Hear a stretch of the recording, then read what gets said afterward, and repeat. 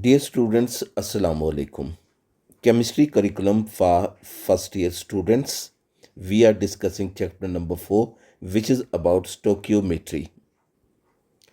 This is our sixth lecture from this chapter, and this lecture is based on student learning outcome, which state that calculate theoretical yield, actual yield, and percentage yield when given appropriate information. आपने इस lecture से क्या learn करना है? आपने ये learn करना है कि थ्योरेटिकल यील्ड और एक्चुअल यील्ड, परसेंटेज यील्ड क्या होती हैं, थ्योरेटिकल यील्ड और परसेंटेज यील्ड की कैलकुलेशन कैसे की जाती है, थ्योरेटिकल यील्ड और एक्चुअल यील्ड में डिफरेंस क्या है और डिफरेंस की रीज़न क्या है।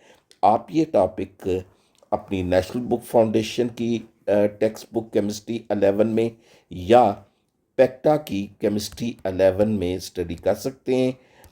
चैप्टर नंबर 4 है दोनों बुक्स में, and article number 4.3 in the National Book Foundation text book, and article number 4.8 in the पेक्टा text book for chemistry 11। Student, सबसे पहले हम देखते हैं कि theoretical yield क्या है. Suppose we have 100 kilogram. We have 100 kilogram of nitrogen gas और इससे हम अमोनिया गैस प्रिपेयर करना चाहते हैं. तो स्टोइकियोमेट्रिकली हम ये कैसे करेंगे? सबसे पहले आप इसके ग्राम बना लीजिए. So this will be 100,000 gram of nitrogen. तो इसके नंबर ऑफ मोल्स कितने हो जाएंगे? Given mass over molar mass. So it is 100,000 divided by its molar mass, which is 28 gram per mole, and this is gram. ये आपके पास number of moles nitrogen के 3571.4 moles. तो अब हमने देखना है कि इन मोल्स से अमोनिया कितनी प्रिपेयर की जा सकती है. So given is nitrogen, required is ammonia, required ammonia.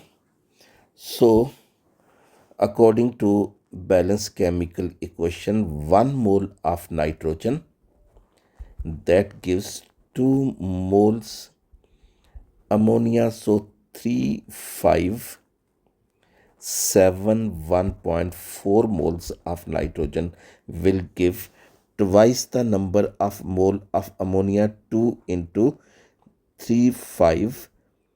3571.4.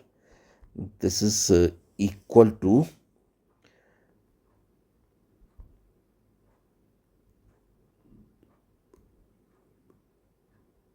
7142.8 moles. आप इस मोल से अब मैस ऑफ अमोनिया मालूम कर लें. So mass of ammonia, this is equal to number of moles into molar mass. Number of moles 7142.8. Molar mass is 17 gram per mole. So this will be equal to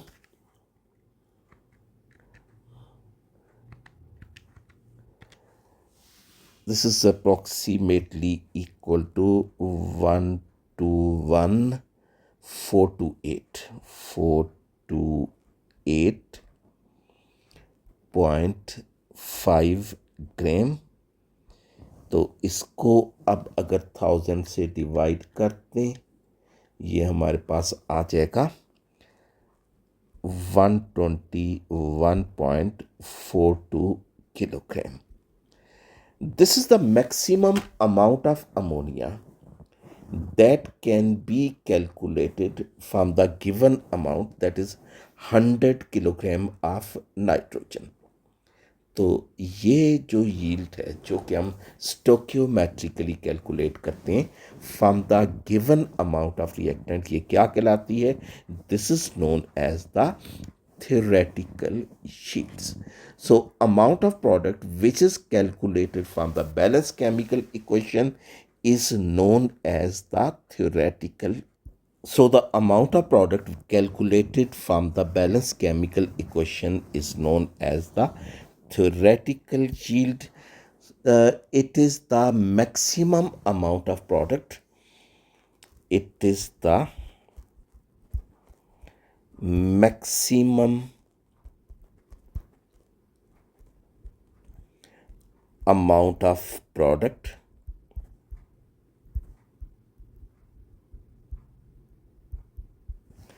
that can be obtained or that can be produced, that can be produced from given amount of given amount of reactants, stoichiometrically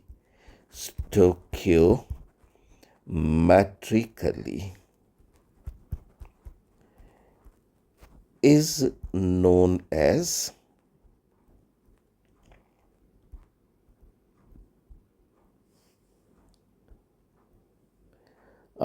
theoretical yield. Theoretical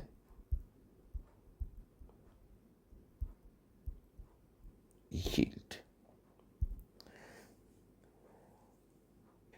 theoretical yield हमारा paper work है। हमने balance chemical equation की मदद से product की वो amount calculate करनी होती है जो उस गिवन अमाउंट से हासिल की जा सकती है। इसके कंपैरिजन में एक्चुअल यील्ड क्या है? What is the actual yield? Actual yield जो है वो प्रोडक्ट की वो अमाउंट है जो किसी लेबोरेटरी में या किसी इंडस्ट्री में एक केमिकल प्रोसेस की मदद से हासिल की जाती है। So what is actual yield? Actual yield is the amount of product, is the amount of product that is obtained as a result of a chemical process, a chemical process in the laboratory or industry is known as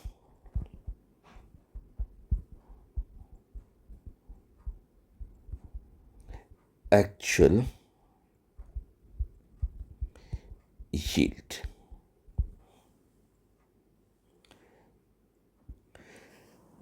तो अगर theoretical yield और actual yield को compare किया जाए तो actual yield theoretical yield से less होती है। Usually actual yield is less as compared to the theoretical yield.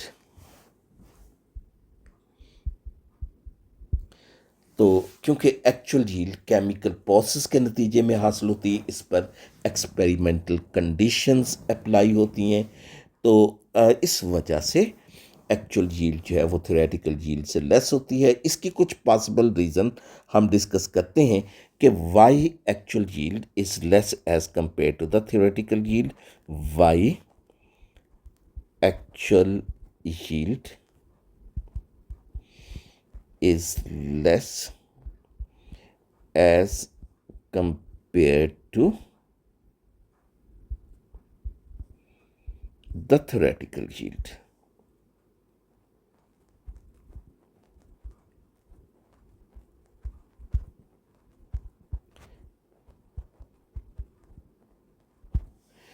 तो एक्चुअल यील्ड थ्योरेटिकल यील्ड से जो लेस होने की जो फर्स्ट पॉसिबल रीज़न, ये पॉसिबिलिटीज हम डिस्कस कर रहे हैं।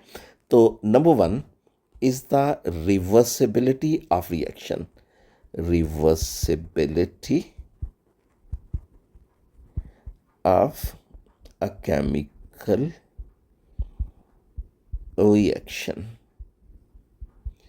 तो सपोज हमने ये अमोनिया की फॉर्मेशन जो है ये स्टडी की है, इससे नाइट्रोजन और हाइड्रोजन से ये रिएक्शन रिवर्सिबल होता है। Nitrogen plus 3 moles of hydrogen, this forms ammonia. तो ये रिएक्शन रिवर्सिबल होने की वजह से जो प्रोडक्ट है उसकी कुछ अमाउंट वापस रिएक्टेंट में कन्वर्ट हो जाती है, इसलिए एक्चुअल यील्ड थ्योरेटिकल यील्ड से कम हो जाएगी। And second is the occurrence of side reaction, occurrence of side reaction. Side reaction वो कुछ अनवांटेड रिएक्शंस हैं जो रिएक्टेंट की अमाउंट डिक्रीज करते हैं और इस तरह प्रोडक्ट की अमाउंट भी कम हो जाती है। यही एग्जांपल हम देखते हैं कि ये नाइट्रोजन और हाइड्रोजन रिएक्ट करके अमोनिया प्रोड्यूस कर रहे हैं, ये प्रोड्यूस कर रहे हैं अमोनिया। तो सपोज कीजिएगा कि अगर रिएक्शन वेसल में अगर ऑक्सीजन भी एंटर हो गई, तो अगर टेम्परेचर जो है वो हाई है, हाई टेम्परेचर की वजह से ये ऑक्सीजन नाइट्रोजन के साथ रिएक्ट करके नाइट्रोजन ऑक्साइड बनाएगी और जो हाइड्रोजन के साथ रिएक्ट करके वाटर बनाएगी।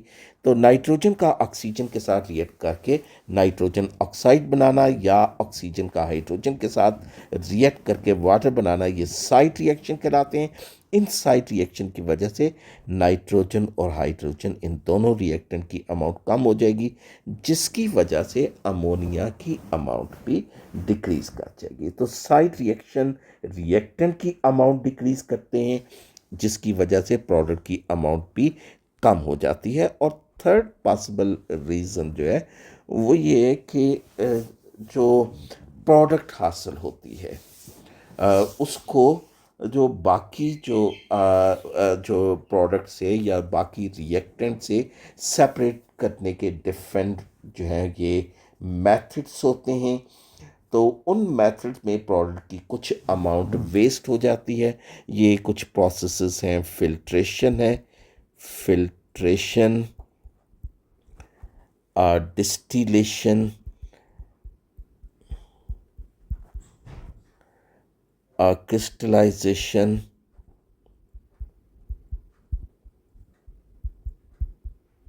Etcetera.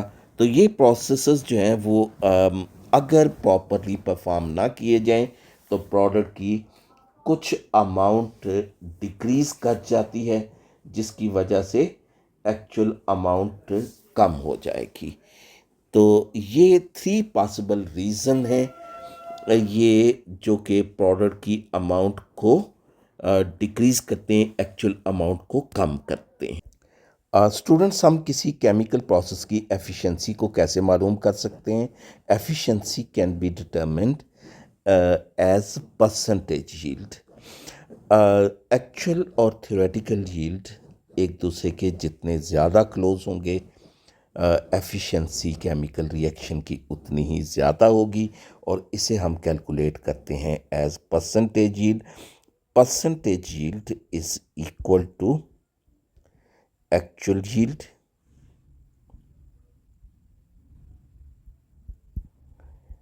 divided by theoretical yield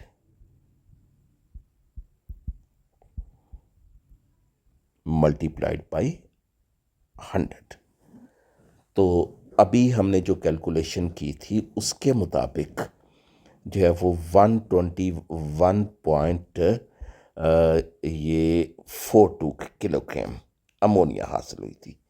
वो क्या थी? That was the theoretical yield. तो सपोज यानी थ्योरेटिकल यील्ड हमने कैलकुलेट की, theoretical yield it is 121.42 kilogram. और सपोज कीजिएगा कि ये हैबर प्रोसेस है, जब ये प्रोसेस किया गया, ये अमोनिया गैस हासिल की गई, तो जो एक्चुअल यील्ड हासिल हुई, actual yield, suppose this was 97 kilogram.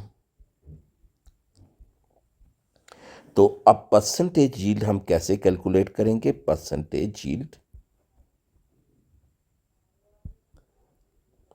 this is equal to actual yield 97 kilogram over theoretical yield 121.42 kilogram multiplied by 100, and this comes to be 9700 divided by 121.42 और ये 79.88%।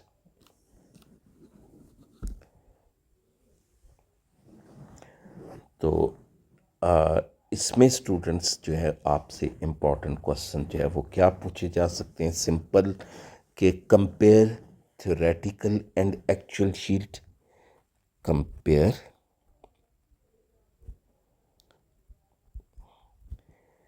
theoretical and actual yield.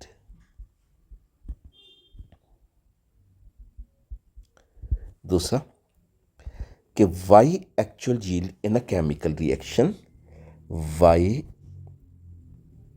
actual yield in a chemical reaction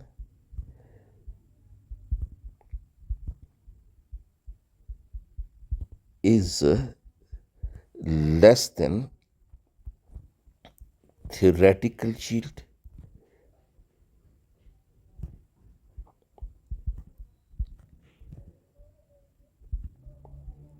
और ये भी पूछा जा सकता है कि how the efficiency of a chemical process can be determined, how the efficiency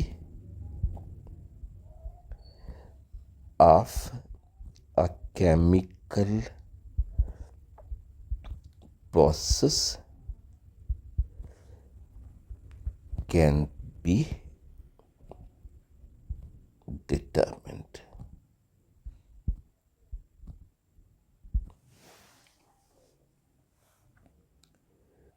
और इसके साथ number 4, any numerical problem.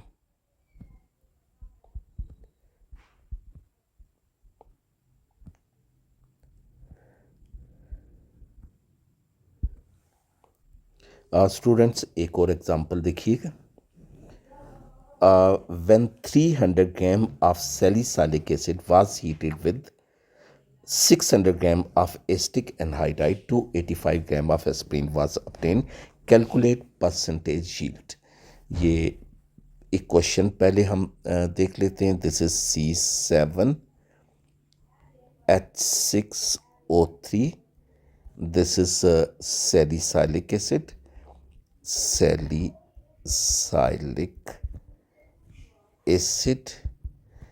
it reacts with the acetic anhydride C4H6O3. This is acetic anhydride,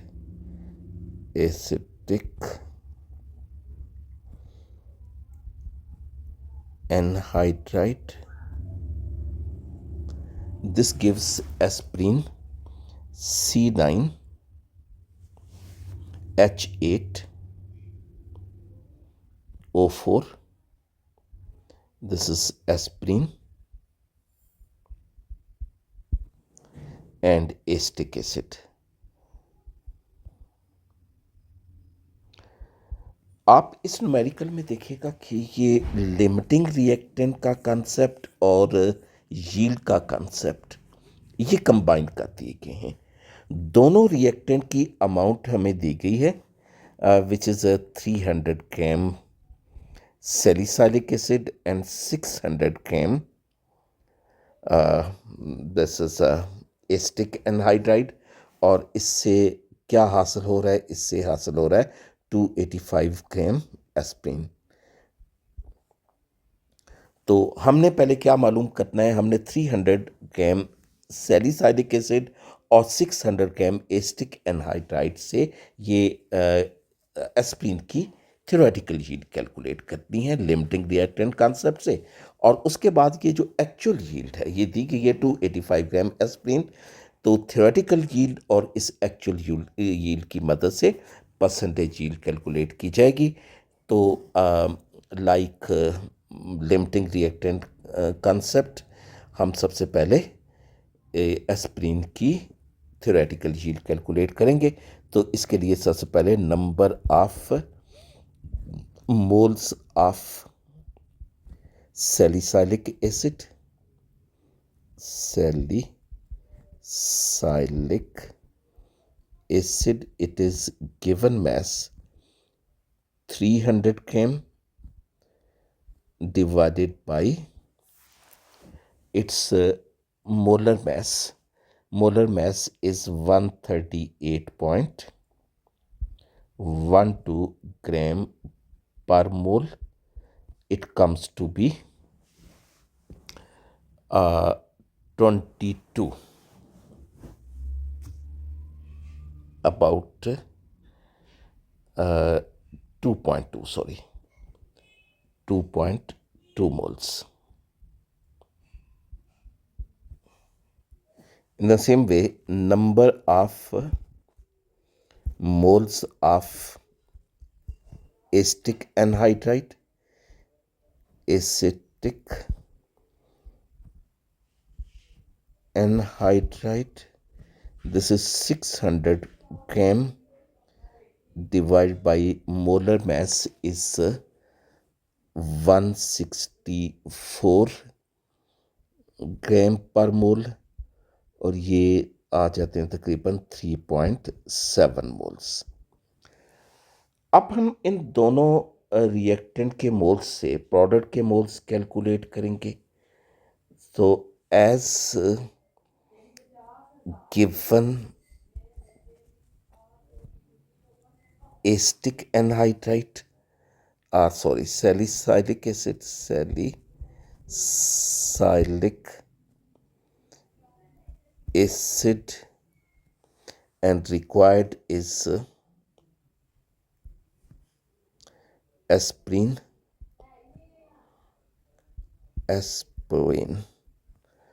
तो according to balance chemical equation 1 mole of salicylic acid that gives 1 mole aspirin. So 2.2 moles of salicylic acid जो हमारे पास मौजूद हैं, ये कितनी aspirin देंगे? That will give 2.2 moles. In the same way आप calculate कर लीजिए कि एस्टिक एनहाइड्राइड से एस्प्रिन कितनी हासिल हो सकती है। So given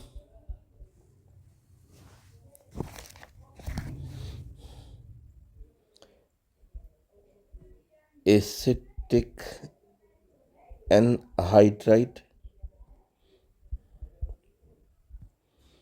and required is aspirin.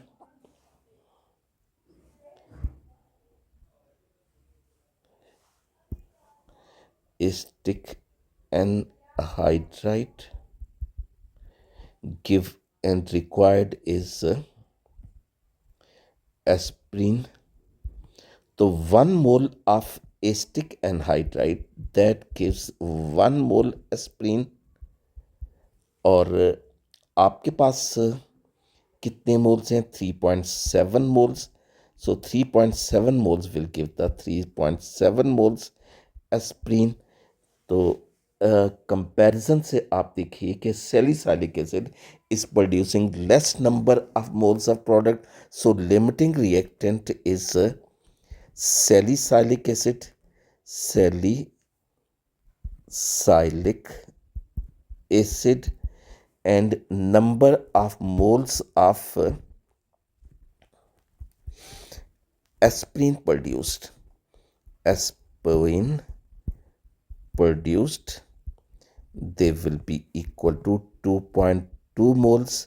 और यहाँ से अब आप फाइंड कर लीजिए कि इसका मैस कितना होगा। Mass of aspirin, it will be equal to number of moles 2.2 into its molar mass 180.16 gram per mole.